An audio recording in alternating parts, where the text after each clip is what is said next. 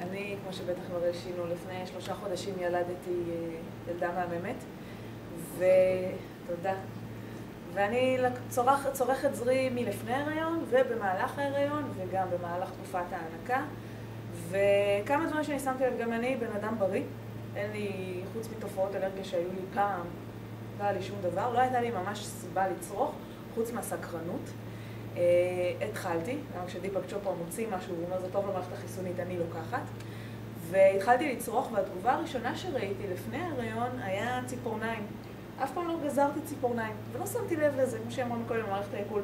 לא שמתי לב לזה שזה לא בסדר, שאני לא גזר ציפורניים, שהן מתפצלות לי ואני עושה ככה. ופתאום התחלתי לגזור ציפורניים, ואי אפשר לנגוס בהן כי הן נורא חזקות, והצבע השתנה לי, מי שמבין קצת ברפואה משלימה, הצבע השתנה מוורוד בהיר לוורוד אדום, שזה אומר שמערכת הדם עובדת יותר טוב. נכנסתי להיריון, אחר כך תספרו לי, ובמהלך כל ההיריון שתיתי זרי, בשליש הראשון לקחתי מינונים יותר קטנים, ובערך שהגעתי לחודש רביעי התחלתי לקחת מינונים מלאים, זאת אומרת 90 cc ליום, ומערכת החיסונית שלי לא הייתה כל כך טובה בחיים לדעתי. בעלי היה פעמיים דלקת גרון, הבן שלי היה גם עם אבעבועות רוח וגם עם עוד מחלת שפעת כזאת של חום ושיעולים וכל מה שאתם רוצים. שום דבר לא נדבק אליי, וזה מהאנשים שהיו איתי בבית, אני לא מדברת על דברים אחרים שהם מסתובבים בחוץ. ודבר נוסף שהדהים אותי זה בהיריון הראשון שלי עם הבן שלי, כשלא שתיתי זרי, הסוכר שלי היה יחסית גבוה, היה לי בהעמסת סוכר 157, שזה נחשב גבוה, ובהעמסת סוכר הנוכחית היה לי 77.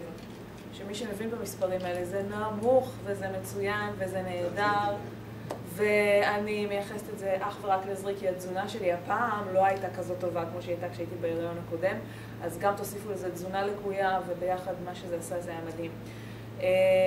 חוץ מזה, תופעות שוליות, המון אנרגיה. בתור אישה הריונית ישנתי 6 עד 6.5 שעות ללילה, ותפקדתי נהדר במהלך ההיריון, זה נדיר. גם היום, אחרי, במהלך תקופת ההנקה וכל סימפטומים של אחרי. אני ילדתי ב8 בערב, למחרת בבוקר, כבר הייתי מוכנה לבושה ללכת הביתה. כל התהליך של ההחלמה היה צ'יק צ'ק, פשוט הכל תקתק. הלידה עצמה הייתה מאוד מהירה, שאני מייחסת את זה לדולה שלי ולזרי.